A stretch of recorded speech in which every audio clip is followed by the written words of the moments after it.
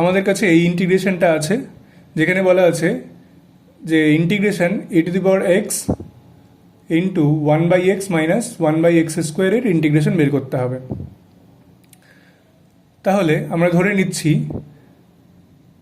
f(x) is equal to 1/x।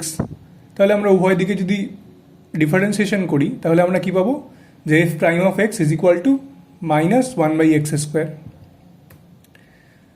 তাহলে আমরা f(x) plus f'(x) যদি করে দিই তাহলে আমরা কি পেয়ে যাচ্ছি, 1/x মাইনাস 1/x স্কোয়ার। আবার দেখো, আমরা প্রপার্টি কি জানি, ইন্টিগ্রেশনের প্রপার্টি থেকে আমরা জানি যে আমাদের কাছে যদি এরকম একটা ফাংশন থাকে যে e⁻x into f(x) plus f'(x), যেখানে f(x) হচ্ছে ফাংশন আর f'(x) হচ্ছে সেই ফাংশনের ডিফারেন্সিয়েশন, তাহলে এটার ইন্টিগ্রেশন হয় হচ্ছে e⁻x into f(x) plus c। আমাদের এই জিনিসটা ছিল, তাই না? তাহলে আমাদের আনসার কি হবে, e⁻x by x plus c।